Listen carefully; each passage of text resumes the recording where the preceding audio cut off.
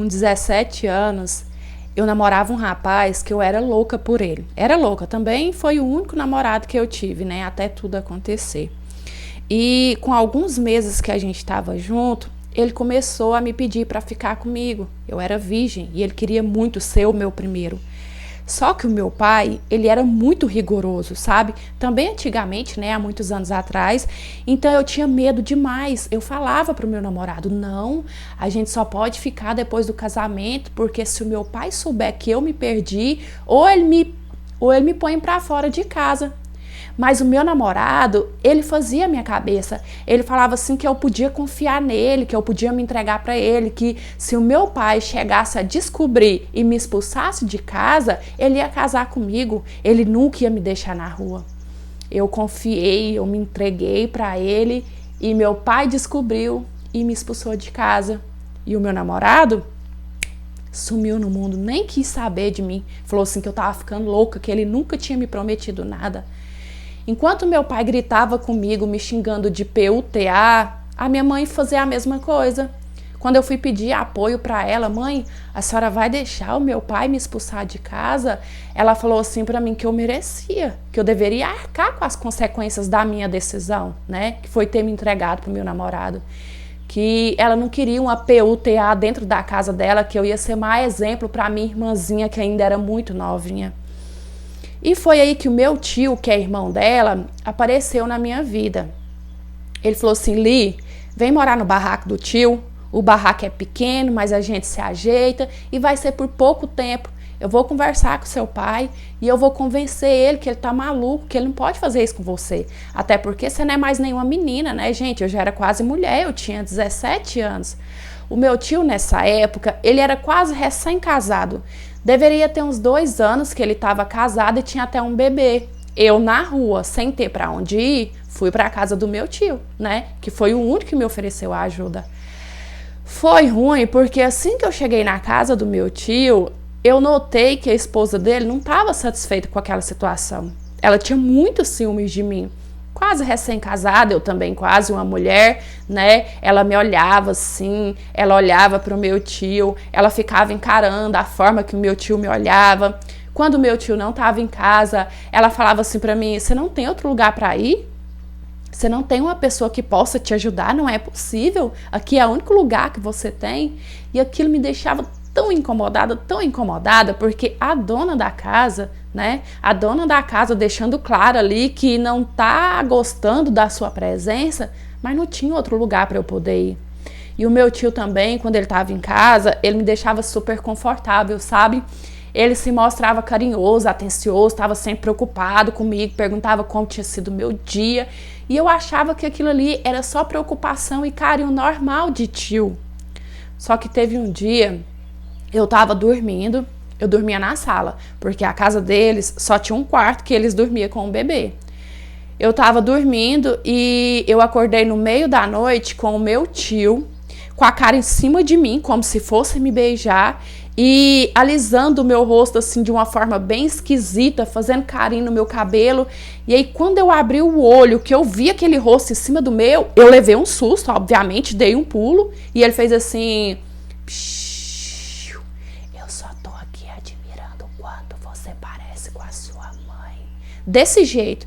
E eu assustei, eu meti a mão nos peitos dele e falei assim, chega pra lá, tio. E a metade do meu corpo estava desembrulhada, então eu peguei a coberta, puxei de uma vez super assustada e ele assustou também com a minha reação e foi pro quarto. E eu não dormi, eu passei o resto da noite chorando, porque naquele primeiro toque eu caí a ficha qual que era a intenção do meu tio comigo, né? Eu não era bobinha, eu não era tão inocente assim. E eu passei a noite inteira chorando, pensando o que eu ia fazer, para onde que eu ia. Porque a minha avó, mãe da minha mãe, a minha avó, pai do meu pai, já era falecida, eu nunca a conheci praticamente. E a minha avó, mãe da minha mãe, ela nunca foi aquele tipo de vó de ser muito carinhosa com o neto, de ser muito atenciosa, sabe? Tanto que ela morava no município, que era fora da cidade, mas assim, dava pra entrar na cidade, beleza, né? Dava pra ela pegar ônibus e vir pelo menos uma vez no mês pra poder ver os netos, mas ela não tava nem aí, não fazia nem um pingo de questão. Mas eu pensei assim, é o jeito eu ir pedir ajuda pra ela, porque na casa do meu tio eu não posso ficar, né? Porque uma hora ou outra o meu tio vai conseguir o que ele quer. Assim que o sol raiou, fui para a beira da estrada pegar carona, pedir carona e fui para a casa da minha avó. Cheguei lá ainda cedo, porque não era longe não, sabe? Só não dava para ir de a pé e ônibus eu não tinha dinheiro.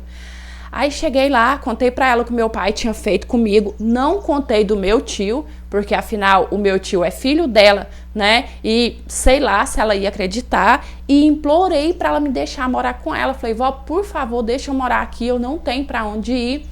E ela falou assim para mim que não tinha como, porque ela só tinha uma aposentadoria, ela não tinha condição de sustentar de mim e ela ainda tinha que pagar uma moça que faxinava a casa dela 2 vezes por semana, porque ela também não dava conta de cuidar sozinha. E eu implorei, falei, vó, assim que eu vim, eu vou procurar um trabalho. Se eu não encontrar um trabalho, eu cato latinha até arrumar alguma coisa. E também a senhora não precisa pagar a menina mais, eu que vou cuidar da casa da senhora. Vó, às custas da senhora eu não vou ficar, eu vou trabalhar, eu vou ajudar a senhora nas despesas da casa, eu só preciso de um lugar para ficar. E a minha avó falou assim, não, se você for ajudar na despesa da casa, pode vir, porque eu não tenho condição de te sustentar sozinha. Então eu voltei para a casa do meu tio só para pegar as minhas coisas e no mesmo dia eu ia voltar para a casa da minha avó. Eu nem ia dormir aquele dia na casa do meu tio. Quando eu cheguei na casa do meu tio, a esposa dele estava cozinhando. Ela estava com a panela de óleo esquentando para fritar sei lá o que, nem lembro. E ela começou a fazer pergunta para mim do tipo assim, se eu já tinha estranhado o jeito que meu tio me olhava, se o meu tio já tinha me tocado, se já tinha acontecido alguma coisa. Ela viu ele fazendo aquilo aquela noite. Ela não falou, mas ela viu. Só que eu já estava ali para pegar as minhas coisas e ir embora para casa da minha avó. Eu não ia dormir mais nenhuma noite, então eu pensei assim, para que eu vou estragar o casamento do meu tio, né? Apesar dele ter sido um canalha, muito errado, não tem por que eu falar. Então eu falei para ela que não, que nunca tinha acontecido nada daquilo, que o meu tio sempre me respeitou. Quando eu falei para ela que o meu tio sempre me respeitou, ela pegou a panela de óleo que estava esquentando e tacou em mim. A minha sorte é que eu virei e não pegou no meu rosto, só pegou do meu pescoço para baixo, sabe? E aquilo eu sentia borbulhar na minha pele, porque o óleo estava quente e ela me xingando de tudo quanto é nome, falando assim que eu não queria contar para ela porque eu tava gostando de ver o marido dela doido pra mim. Vocês entendem, né? E ela me xingando e eu gritando, e eu pedindo socorro, pedindo para ela, pelo amor de Deus, me levar para o hospital. E ela falava assim, não, você não é vagaba? Então se vira, vai andando para o hospital. E, gente, a minha pele parece assim que eu tava pegando fogo. Essa era a sensação, eu tava pegando fogo, sabe? Eu fui sozinha pro hospital. Cheguei lá, me internei, eles perguntaram se eu não tinha nenhum responsável, eu falei que não, que eu era casada, que meu marido estava trabalhando. E a mulher do meu tio, antes de eu sair para o hospital, ela me ameaçou. Ela falou assim que se eu contasse para alguém que ela tinha feito aquilo, ela ia espalhar para a família inteira que eu estava doida para dar para o meu próprio tio, que ela tinha pego várias vezes eu me oferecendo para o meu próprio tio. E como meu pai já tinha me escorraçado de casa falando que eu era uma PUTA, eu sabia que se ela inventasse isso, todo mundo ia acreditar. Então, quando eu dei entrada no hospital, eu falei assim que eu estava cozinhando e que foi um acidente, né? Que a panela de óleo virou em mim. Eu me internei. No dia seguinte que eu tinha me internado, o meu tio foi lá me visitar, mas ele não foi me visitar, ele foi me coagir. Ele ficou bravo comigo, perguntando assim, pra que eu tinha contado aquilo pra mulher dele, pra que eu tinha contado que ele tava me carinhando, que era só um carinho. E eu falei pra ele que eu não tinha contado, que ela que tava me interrogando. E ele falou assim pra mim que ia levar as minhas coisas pro hospital, porque ele não me queria dentro da casa dele, porque eu era uma cobra, sabe? Eu saí como a errada ainda. Eu passei 5 dias internada no hospital, como se fosse uma indigente. A única visita que eu recebi foi a visita do meu tio, que tinha ido lá só para me coagir. E o pessoal do hospital, eles não acreditaram muito na minha versão, devido ao jeito que o óleo estava derramado, né? Teve até um policial que foi lá para poder me interrogar, queria que eu contasse, mas eu não falei, eu mantive a minha versão, falei que eu estava cozinhando e que foi um acidente, porque se a mulher do meu tio cumprisse a chantagem dela, ia ser pior.